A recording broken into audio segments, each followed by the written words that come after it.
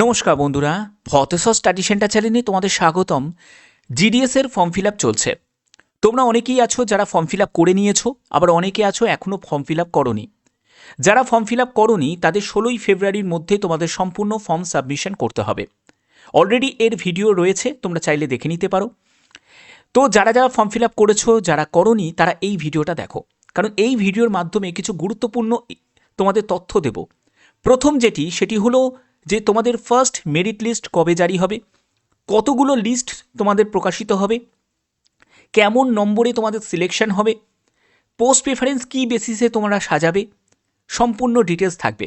এছাড়া কী কী ডকুমেন্টস তোমাদের রিকোয়ার্ড আছে সেগুলোও তোমাদের বলবো, যে ডকুমেন্টসগুলো ছাড়া তোমরা কখনোই জিডিএসে নিয়োগ হতেই পারবে না। তো চলো, আজকের ভিডিওটা প্রত্যেকের জন্য খুবই ইনফরমেটিভ, অবশ্যই বলবো শেষ পর্যন্ত দেখো। তো প্রথমে আমি তোমাদের বলে রাখি যে এখানে তোমাদের যখন তোমরা দেখবে যে আমি প্রথমেই কিন্তু তোমাদের বলে দিয়েছিলাম যে অমুক ডেট থেকে, মানে 31শে জানুয়ারি থেকে 14ই ফেব্রুয়ারি পর্যন্ত তোমাদের রেজিস্ট্রেশন চলবে। সেই রেজিস্ট্রেশন চলছে এবং তোমাদের ফাইনাল যে ফর্ম সাবমিশন 2রা ফেব্রুয়ারি থেকে 16ই ফেব্রুয়ারি পর্যন্ত। যারা আমার চ্যানেলের পুরনো দর্শক তারা জানে যে আমি সবসময় জেনুইন আপডেটগুলোই কিন্তু প্রোভাইড করে থাকি, এবং এই আপডেটটা কিন্তু আমি দিয়েছিলাম তোমাদের। এবং এখানে তোমাদের যে ফার্স্ট লিস্ট, টেন্টেটিভ যে লিস্ট, সেটা 28শে ফেব্রুয়ারি 2026 এই ডেটেই কিন্তু তোমাদের প্রথম তালিকা প্রকাশিত হয়ে যাবে।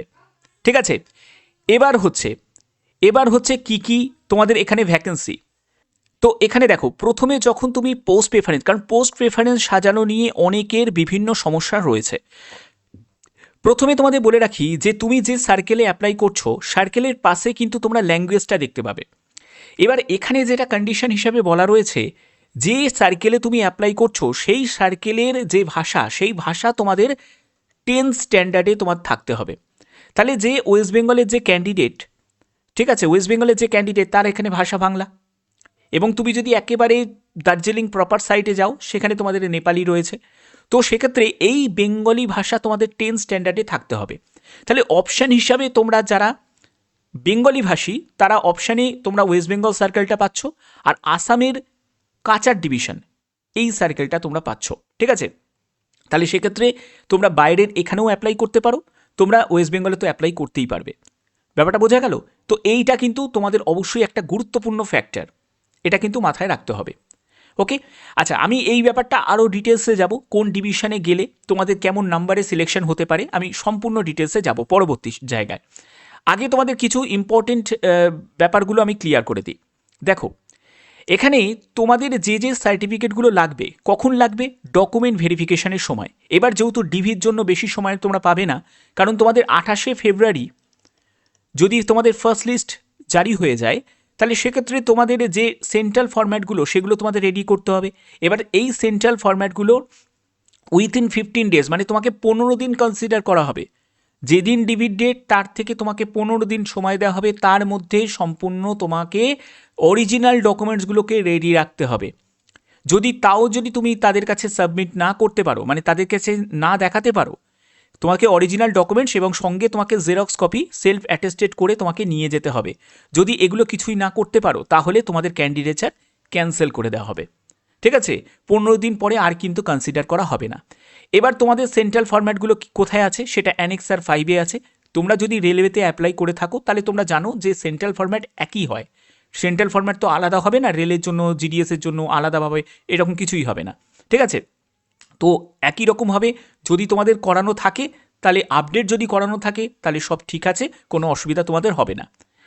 এবার তোমাদের এখানে বলে রাখি, কিছু গ্রেড পয়েন্ট নিয়ে তোমাদের মানে অসুবিধা হচ্ছে যে স্যার সিজিপিএটা কি। দেখো, সিজিপিএর ক্ষেত্রে অনেকে দেখবে মার্কসের ক্ষেত্রে এরকম সিজিপিএ অর্থাৎ হচ্ছে কামিউলেটিভ গ্রেড পয়েন্টে তাদের থাকে, অ্যাভারেজ থাকে। তো সেই জায়গাটাই কিন্তু এখানে বলা হয়েছে, যদি থাকে তাহলে সেটাই দেবে, আর যদি না থাকে তাহলে এটার কোনো প্রয়োজন নেই।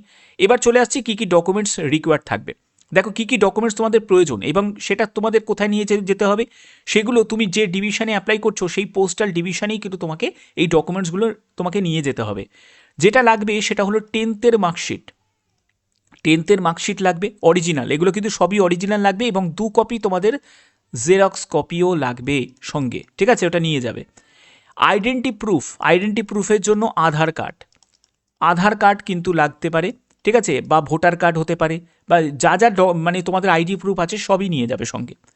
কাস্ট সার্টিফিকেট অবশ্যই তোমাদের সেন্ট্রাল ফরম্যাটের কাস্ট সার্টিফিকেট, এটা কিন্তু লাগবে। আর ওবিসি থেকে তাদের এনসিএল লাগবে।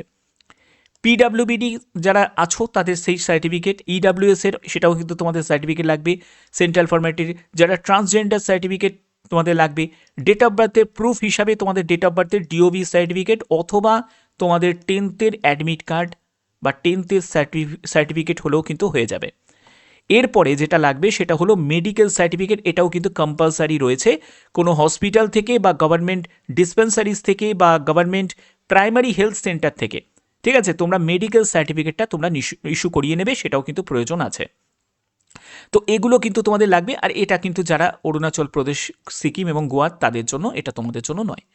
তো এইগুলো কিন্তু অবশ্যই তোমাদের লাগবে, ঠিক আছে, অবশ্যই তোমরা এগুলো রেডি করে রাখবে। এগুলো তোমাদের জানিয়ে দিলাম। এবং তোমাদের এবার বলে রাখি যে তোমাদের মোট কতগুলো লিস্ট প্রকাশিত হবে। আমি আগে সিলেকশনের জায়গাটা চলে যাই। দেখো সিলেকশন যেহেতু তোমাদের 10th নাম্বারের ভিত্তিতেই সিলেকশন, তো সেক্ষেত্রে তোমাদের এগুলোর জন্য তো বেশি সময় লাগে না। এটা তো এখন কম্পিউটারের মাধ্যমেই তোমাদের সম্পূর্ণ যে যার কত পার্সেন্টেজ আছে সেই অনুযায়ী তারা একটা মানে ছাঁটাই বাছাই করে একটা লিস্ট প্রকাশিত করে দেয়। তো সেক্ষেত্রে এই লিস্ট প্রকাশিত করতে জাস্ট তোমাদের জুন মাসের মধ্যে মানে 30শে জুনের মধ্যেই তোমাদের যা লিস্ট প্রকাশিত হওয়ার হয়ে যাবে। 30শে জুনের মধ্যে, 30শে জুনের মধ্যে যা লিস্ট প্রকাশিত হওয়ার তোমাদের হয়ে যাবে। এবার কতগুলো লিস্ট প্রকাশিত হবে, যেমন প্রথমে ফার্স্ট লিস্ট প্রকাশিত হবে, তারপরে তোমাদের সেকেন্ড লিস্ট প্রকাশিত হবে, তারপরে তোমাদের থার্ড লিস্ট প্রকাশিত হবে, ফোর্থ লিস্ট প্রকাশিত হবে, ফিফথ লিস্ট প্রকাশিত হবে এবং সিক্সথ লিস্ট প্রকাশিত হবে। 6টা মতো তোমরা ধরে রাখো লিস্ট তোমাদের প্রকাশিত হবে, ঠিক আছে। কারণ অনেক ক্যান্ডিডেট আছে যারা ফেক আবেদন করেছে, অনেক ক্যান্ডিডেট আছে তারা হয়তো ডিভিতে যাবে না, ঠিক আছে। তো অনেকগুলো এই সব কারণের জন্য কিন্তু বাদ পড়ে যায়, তার জন্যই কিন্তু পরপর কিন্তু লিস্ট প্রকাশিত হয়। তো এখানেও কিন্তু তাই হবে, তোমাদের পরপর লিস্ট তোমাদের প্রকাশিত হবে। এবার তোমাদের বলে রাখি, একজন ক্যান্ডিডেট একাধিক কি আবেদন করতে পারে না, একজন ক্যান্ডিডেট একটা সার্কেলেই অ্যাপ্লাই করতে পারবে, ওয়ান সার্কেলে অ্যাপ্লাই করতে পারবে এবং ওয়ান ডিভিশনে কিন্তু অ্যাপ্লাই করতে পারবে। যে কোনো একটি ডিভিশনে তোমাদের অ্যাপ্লাই করতে হবে, ঠিক আছে। তো এই হচ্ছে তোমাদের মেন ব্যাপার। এবং এখানে তোমাদের বলে রাখি যে তোমাদের যে সেন্ট্রাল ফরম্যাটের যে ব্যাপারটা এখানে কিন্তু দেয়া আছে, সার্টিফিকেটের যে ডিটেলসটা এখানে তোমাদের দেয়া আছে, এটা হলো তোমাদের সেন্ট্রাল ফরম্যাট। এটা তোমরা অবশ্যই কিন্তু তোমরা একবার ডাউনলোড করে নেবে, করে নিয়ে এই সার্টিফিকেটটাই তোমাদের প্রয়োজন হবে। অ্যানেক্সার 5 দেখতেই পাচ্ছ। আর যারা রেলওয়ের জন্য বা অন্য সেন্ট্রাল গভর্নমেন্টের জন্য চাকরির জন্য যারা করে রেখেছো, এই সেন্ট্রাল ফরম্যাটের সার্টিফিকেটগুলো রেডি করে রেখেছো, তাদের তো কোনো অসুবিধা নেই, ঠিক আছে। যদি একটু পুরনো হয়ে থাকে আপডেটটা করিয়ে নেবে, তাহলেই হয়ে যাবে, ওকে, অসুবিধা কিছুই হবে না। তো এই হচ্ছে তোমাদের এখানে ডিটেলসটা আমি বলে দিলাম। এবার মেন ব্যাপার হচ্ছে যে দেখো পোস্ট ভ্যাকেন্সির ব্যাপারটা আমি তোমাদের বলে রাখি। তুমি যে সার্কেলে অ্যাপ্লাই করছো সেটা হতেই পারে আসাম সার্কেলে। আসাম সার্কেলে গেলে তুমি অ্যাপ্লাই করলে যে তোমাদের সম্পূর্ণ রিজেক্ট করে দেবে তা কিন্তু নয়। তোমার যদি যথারীতি যদি নাম্বার থাকে তাহলে আসাম সার্কেলেও তোমার সিলেকশন হতে পারে। এবং আসাম সার্কেলে তুমি যখন ধরো অ্যাপ্লাই করছো, সেখানে তুমি তোমার বিওগুলো দেখে নিলে এবং সেই বিও অনুযায়ী তুমি পোস্ট প্রেফারেন্সগুলোকে সাজালে। এবং এবিপিএমকে আগে রাখবে না বিপিএমকে আগে রাখবে এটা নিয়ে আমি অলরেডি বলেছি যে যাদের নাম্বারটা খুব ভালো আছে তারাই কিন্তু বিপিএম পোস্টগুলোকে আগে রাখো, তারপরে এবিপিএম পোস্টগুলোকে সাজাও। এবার তোমাদের ল্যাঙ্গুয়েজ হিসাবে তুমি এখানে বেঙ্গলি তুমি পেয়ে যাচ্ছ, কিন্তু এখানে দেখবে যেমন দেখো এখানে দেখো আশালু বিওতে দেখো এখানে শুধুমাত্র আসামিজ অসমিয়া। যখনই তুমি ফর্ম ফিল আপ করবে তখন কিন্তু এই যে ল্যাঙ্গুয়েজের যে আসামিজ অসমিয়া এটা কিন্তু তোমার আসবে না। তুমি যদি একবার বাংলা সিলেক্ট যদি করো তোমার এই অপশানটাই তোমাদের দেবে না, এগুলো সম্পূর্ণ তোমাদের কাছে এলিমিনেট করেই তোমাদের কাছে দেওয়া হবে, ঠিক আছে, সুবিধার্থে। তো এই জায়গাগুলো কিন্তু অবশ্যই তোমরা খেয়াল রাখতে হবে।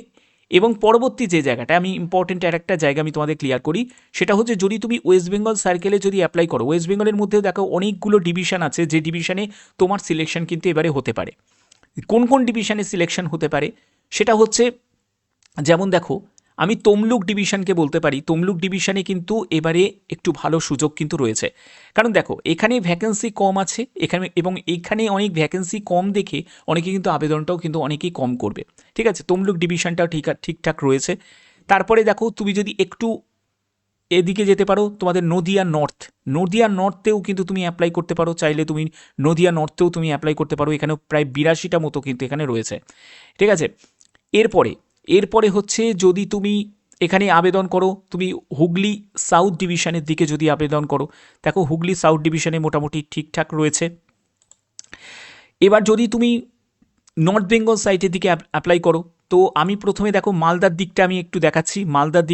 মালদার দিকে মোটামুটি 77টা মতো রয়েছে, এবং এখানেও কিন্তু ইউআরের জন্য ঠিকঠাক কিন্তু আছে, ভ্যাকেন্সি রয়েছে যদি তুমি ইউআরের ক্যান্ডিডেট যদি হয়ে থাকো।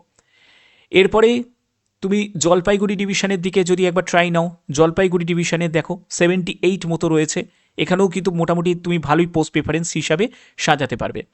ওকে, তো এরপরে হচ্ছে তোমাদের এখানে কোচবিহার ডিভিশনের দিকে যদি তুমি দেখো, কোচবিহার ডিভিশনে এখানে দেখো কোচবিহার ডিভিশনে 60টা মতো রয়েছে। তো অর্থাৎ আমি কখনোই বলবো না যে তুমি তোমার নিজের যে কাছাকাছি যে বিও থেকে বেরিয়ে গিয়ে বাইরে কোথাও অ্যাপ্লাই করো। তোমার যদি মনে হয় যে তুমি নিজের হোম টাউনে তুমি অ্যাপ্লাই করবে, তাহলে তুমি অবশ্যই নিজের হোম টাউনেই ট্রাইটা নাও, ঠিক আছে, হোম টাউনেই ট্রাইটা নাও, কারণ এটাই তোমাদের জন্য বেস্ট হবে। বিশেষ করে যারা ফিমেল ক্যান্ডিডেট, একটা মেল ক্যান্ডিডেট সে কিন্তু বাইরে গিয়েও কমের মধ্যেও কিন্তু চালিয়ে নিতে পারে, কিন্তু একটা ফিমেল ক্যান্ডিডেটের পক্ষে সেটা পসিবল হয় না। তো সেক্ষেত্রে ফিমেল ক্যান্ডিডেটদের অবশ্যই বলবো তোমরা তোমাদের যে লোকেশন, তোমাদের হোম টাউনে সেখানেই অ্যাপ্লাই করার চেষ্টা করো, সেটাই মনে হয় বেটার হবে। আর যদি তোমাদের একান্তই যদি বাইরে যেতে হয়, তাহলে সেখানে তোমরা সেটা তোমাদের সিদ্ধান্ত, তোমরা সেটা করতেই পারো, বাট সেটা আসামের একমাত্র কাছাড় ডিভিশনেও তোমরা করা যেতে পারে, সেখানেই করতে পারো, ঠিক আছে। এটা তো গেল।